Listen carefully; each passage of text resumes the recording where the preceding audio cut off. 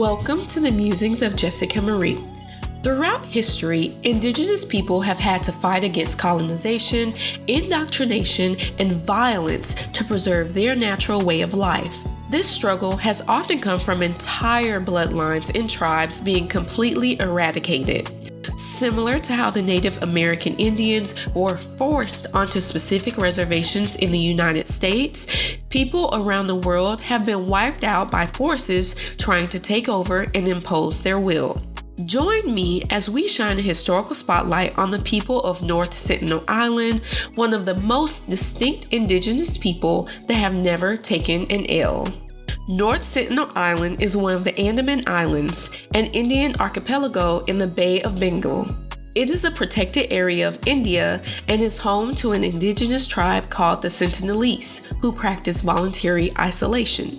They have used violence to defend their island and maintain their home from the outside world. The island itself is only about 5 miles long, 4.5 miles wide, and about 23 square miles. The Andaman and Nicobar Islands Protection of Aboriginal Tribes Regulation 1956 restricts travel to the island and any unauthorized approach closer than 5 nautical miles.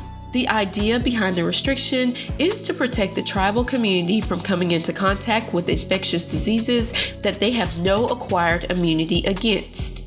While the area is patrolled by the Indian Navy, Indian authorities respect the islanders' wishes to be left alone and only remotely monitor the area by boat and sometimes air from a reasonably safe distance.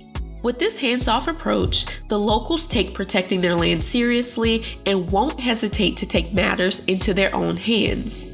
The government of India also refuses to prosecute the Sentinelese for killing outsiders they deem to be a threat. There are numerous stories of the people on North Sentinel Island viciously killing outsiders and anyone who attempts to make contact. They attack on sight and don't care if outsiders are intentionally trying to visit the island or just so happen to get lost. They've been observed shooting arrows at boats and low-flying helicopters, and many of the attacks have led to injury and death.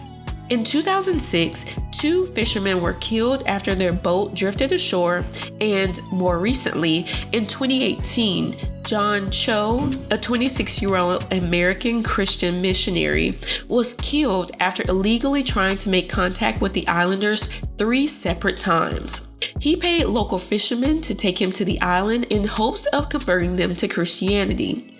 Not only did he break the law, but he also lost his life by not respecting the wishes of the people of North Sentinel Island. The weather on the island is nice year-long, with an average summer temperature of 86.4 degrees Fahrenheit and an average winter temperature of 73 degrees Fahrenheit. There isn't much known about the Sentinelese because they haven't been studied or observed due to their voluntary isolation. It is suspected that the people have inhabited the island for a very long time.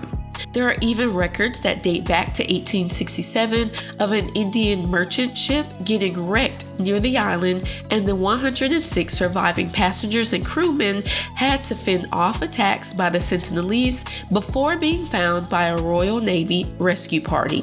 There's also records as far back as 1771 that describe a multitude of lights seen when a survey vessel passed the island on a voyage. An expedition by a government official was led in January 1880 to research the natives and their customs. The group found a network of pathways in several small abandoned villages. After a few days of exploring, an elderly couple with 4 children were taken to Port Blair, the capital city of the Andaman and Nicobar Islands, where the couple died after succumbing to a very rapid sickness. The kids, who also suffered from the sickness but didn't die, were sent back home with gifts. Throughout history, there have been numerous attempts to establish friendly relations with the people on the island that haven't gone over well, but the very first peaceful contact happened on January 4th, 1991 by a director of the Anthropological Survey of India. He was able to successfully make repeated friendly contact by dropping coconuts and other gifts to the islanders, but no progress was made in understanding the Sentinelese language. He was also shooed off if visits lasted too long before they stopped completely in 1997. The people on North Sentinel Island not only put their lives on the line to protect their home, but they are extremely resilient people who have withstood natural disasters like the 2004 Indian Ocean earthquake and have learned how to adapt over time.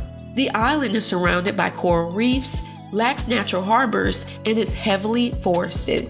It is suspected that the Sentinelese rely on Indian boar as a major food source in their regular diets. North Sentinel Island is also considered an important habitat for coconut crabs and a diversity of bird life because of the lack of interference.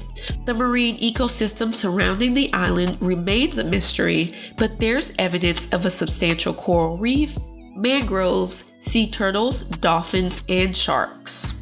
The people of North Sentinel Island continue to fight to keep their way of life intact and not disrupted by outsiders. They aren't afraid of using force to protect themselves and their family units.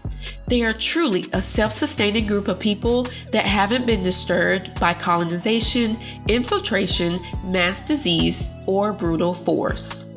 If you enjoyed this episode, let me know by giving this video a thumbs up, leaving a comment, and subscribing to my channel. I'll see you in the next episode. Signed, Jessica Marie.